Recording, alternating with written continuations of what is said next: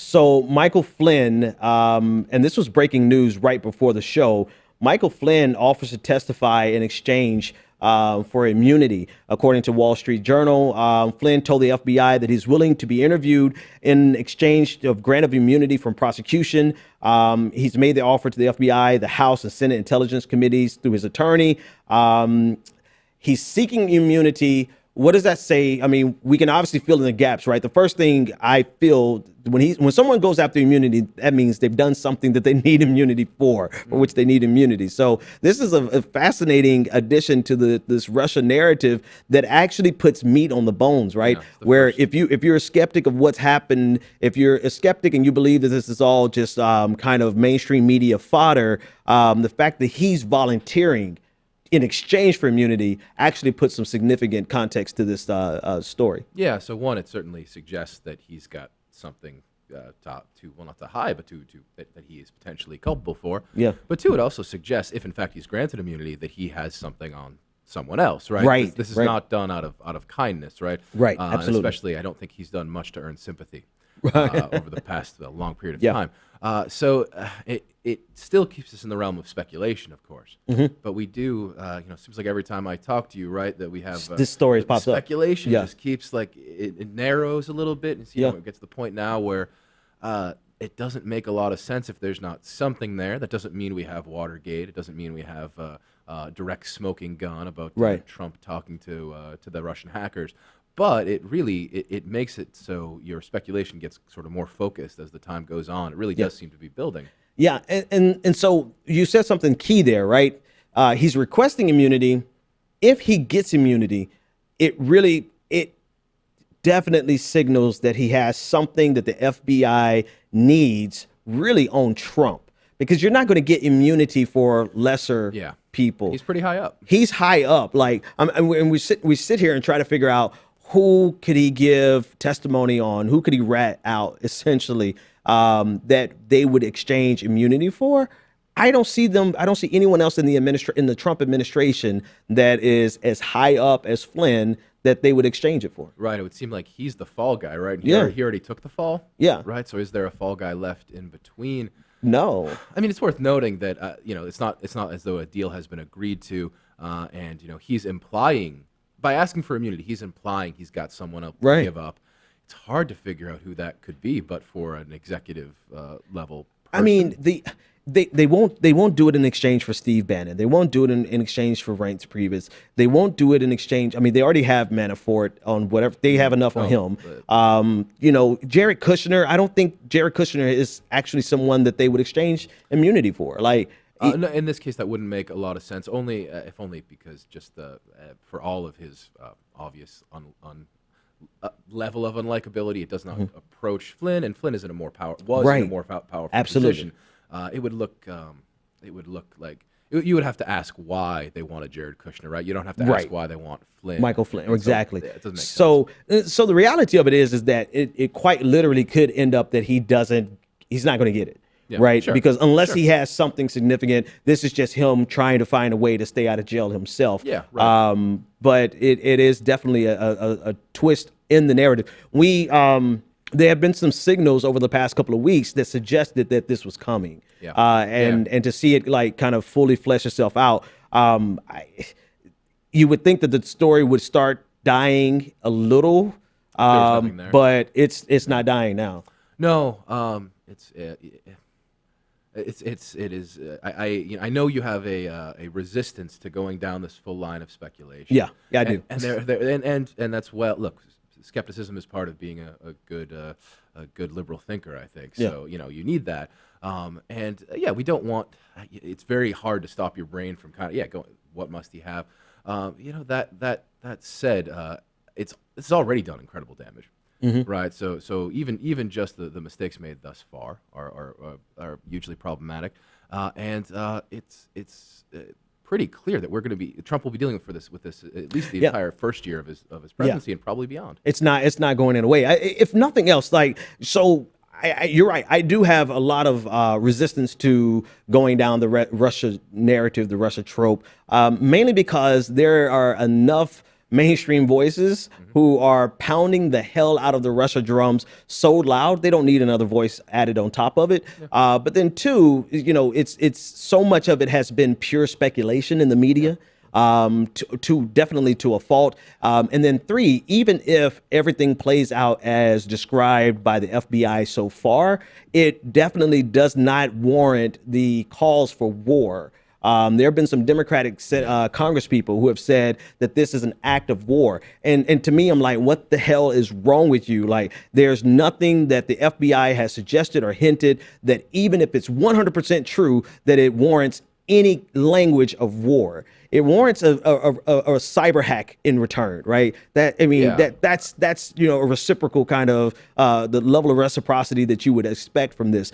But this has been my hesitation and my resistance to it is because so many people have gotten so hysterical over it. However, you can't allow that resistance to the hysteria make you ignore the fact that Michael Flynn is seeking immunity to give testimony. If there's something there and he gets immunity, then this is actually going to go right to Donald Trump's doorsteps. I don't see anyone else that they would exchange immunity for unless it landed right at the feet of Donald Trump. No, and you're right. And this is a case in which the partisan implications of it might make people push past the things that are important, right? Yeah.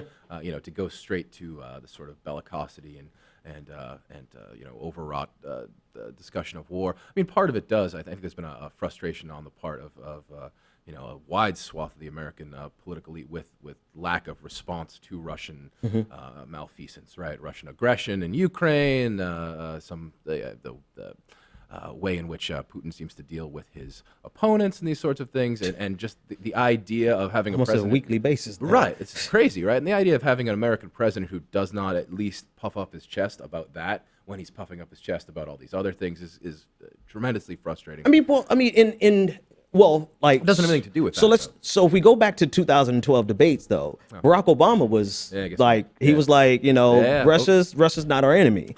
Right. He was he told Mitt Romney, 1980s wants their foreign policy back. So, in a way, it's not problematic to have a president that wants to have a reset and a peaceful relationship with Russia. But it's entirely problematic to have someone who's willing to explain away every single thing that Russia does, that Vladimir Putin does, that really. Donald Trump has compounded this issue to make it bigger than what it probably ever had to be. Well, it also, and you have to take a step back and ask, you do have to say, like, why? Why make Russia, if there's nothing there, Donald, why make it worse? But particularly his staff. I know he can't control Flynn. He couldn't control Sessions mess up. He can't control, but he himself is making it a bigger situation than it should be if he really believes that there's nothing there.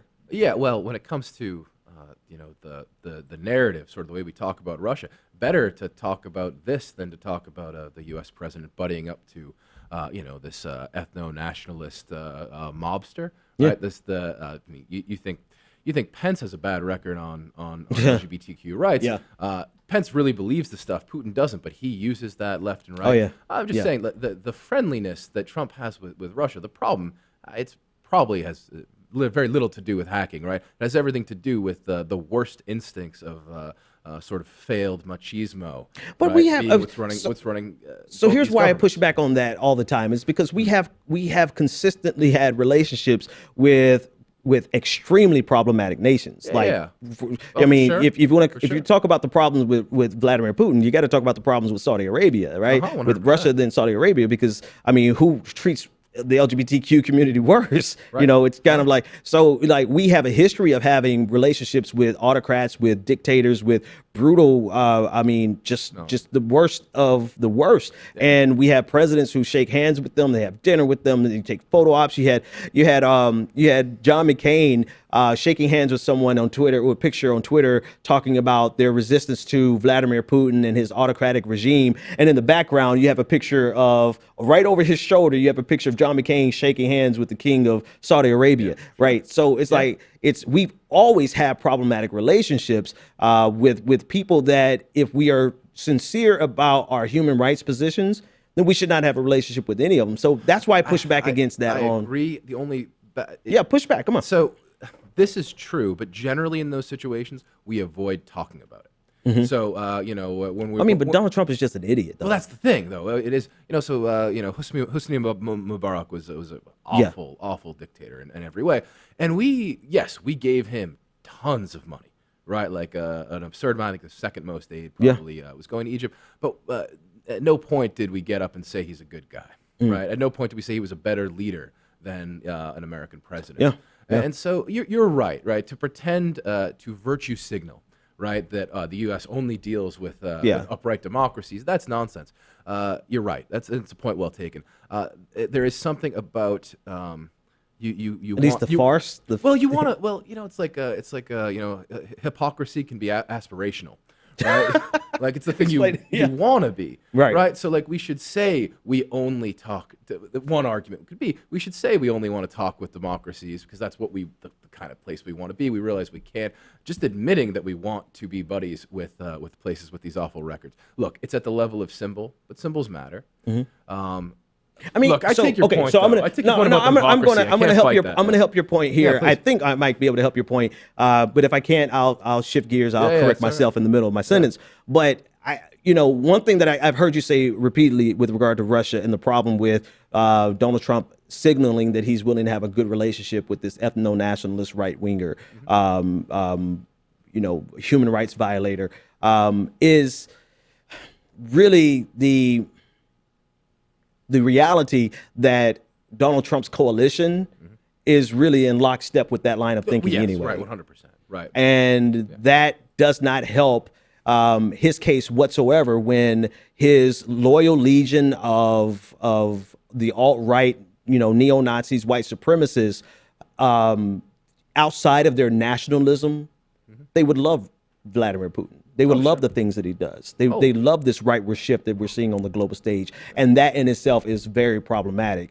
Over and above, like it's not like the alt-right neo-Nazis are falling in line with Wahhabism. No. You know what I mean? Right. They have a very specific worldview that sees anything from Islam as the great devil. And so they have this affinity towards Vladimir Putin's worldview. And so from that perspective, that would be where I can agree with you that is a problem over and above any virtue signaling saying that we don't deal with autocrats. Well, America does deal with autocrats, but now we're dealing with Marine Le Pen. We're dealing with Nigel Farage, the Brexit contingent. We're dealing with all these people on the international stage that have a coalescing singular worldview that is ethno-nationalist, that is, there's so many ways to describe it, and to have our sitting president be okay with that. And you're focusing in on Islamophobia. I mean, we got this guy sitting right behind us, exactly. Right? We've got this weird sort of a group which is very friendly to America, Russia, and Israel. Right? And all what do they have in common? Really, is that with Trump as president? It's this Islamophobia, right? Yeah. That is the sort of the tie that binds. Right, and there's something about let's be the ties that bind. I mean, it's a scary fact. And so, look, when you bring Russia up, I see that as part of that contingent. But to get back to this, I mean, the thing that's wrong with Michael Flynn is not the headline in my head for what's wrong with this guy is very unlikely to become something regarding email hacking to me. Yeah. Right. It has to do with spreading ridiculous, awful lies about Muslims. It has to do with tweeting retweeting awful anti-Semitic tweets. Right. These kinds of things.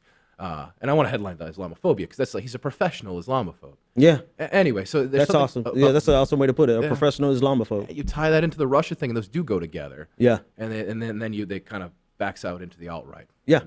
No. I mean, from that perspective, absolutely. And again, I mean, I think it's worth reiterating.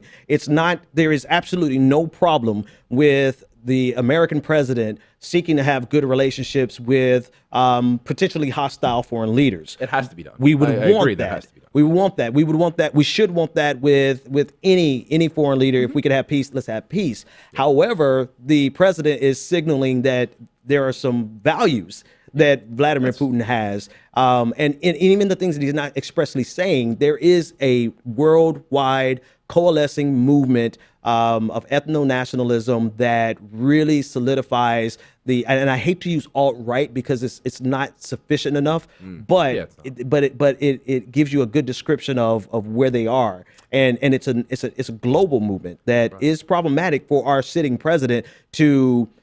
Here it is. This is the best example. He will mention every single remote possibility of Islamic terrorism, Right.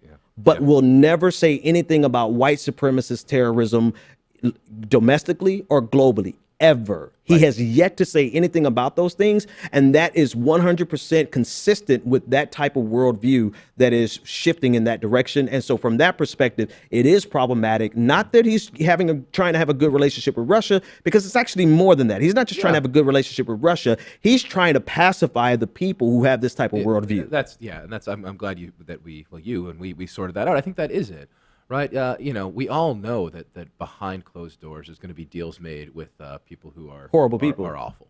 Right, I mean, most leaders are awful. Right, one of the ways that you become a leader is being horrible, to be awful. Right, so you're not going to be able to run a country without dealing with awful people. It doesn't mean that you have to praise them. It doesn't mean you have to signal to your have people, their values. Yeah, to your people that you agree with them in fundamental ways. You might agree on how to deal with a particular security issue, but disagree on everything else. Right. And that's what you want to give the impression of, right? So when Obama is necessarily friendly with Saudi Arabia, right? He wants to cue that and we can disagree whether he's right, but that our security interests are in line. But he doesn't want to cue. He doesn't want to send out the idea that he agrees with the impression. And this is why he will simultaneously criticize why he's in their nation, right? Yeah. When he went to Kenya. Right, he spoke of trying to have a positive relationship and to be there, and his presence there was everything. But then he also criticized their human rights violations. Yeah. Right, and he did the same. He did the same thing with Saudi Arabia. He'll speak about the human rights violations, but then he'll do what he can to keep the security interest in line. Right. So, is it hypocrisy? Probably. Yeah. Oh, yeah, absolutely. But is it? Can you actually walk away and have any question in your mind whether or not your president of the United States, at the time, Barack Obama, had the worldview of Saudi Arabia? Right. Never. No. But you can definitely say that Donald Trump has the worldview or portions of the worldview of Vladimir Putin. Yeah, I mean, basically what you're saying is that consistency is not in and of itself a virtue. Right? Not when you're the president of the United States. Yeah. I think teaching Sunday school, it might be. Yeah. But if being inconsistent with regards to Kenya, for example, where on the one hand you're be nice about things because you think there's value there, but on the other hand you're gonna slap them on the wrist. It seems sort of inconsistent, right? It's not. I mean, for all of the sort of foreign policy questionable decisions that Obama made, he was very pragmatist about it, right? He really did look at it as a series of problems to be solved. He did not let one ideology overrun things. Anyway, so that's where you see this sort of inconsistency. Yeah. It can look weak if you're sort of a feeble-minded person, right? Which is, I think, the kind of person Trump is. He would see that and say, "Oh, that's weak." Yeah, it's not weak in this instance, right? It's how you have to operate, and it's better to get it half right on a moral level than not at all. Well, so here's the other option, right? Here's the option, and I'll posit this or suggest this rather for progressives. If your value, and I won't call it virtue signaling, but if your standards are such that we should have no relationship with people who commit human rights violations. Be lonely. Not only would we be lonely, but we'd be in consistent war. We'd be in consistent conflict with these nations. So if we're okay, here's a level of hypocrisy that we can expose real quick. If we're okay with having positive relationships with Russia, if you're okay with that, then you have to be okay with having positive relationships. I mean, if you do apples to apples, I mean, human rights violations galore. You have to be okay with this relationship that I'm sick of with Saudi Arabia, right? But we see that it's kind of like we cherry pick which relationships the United States president has and the United States government has and decide that this is the one that we're going to criticize right now and ignore the other one. And it's clear that there's a partisan motivation to hone in on this one, right? There it is. Yep. There's no way around that fact. There's no way. Right. There's no way around that fact. And you can't focus on everything, but there's a reason.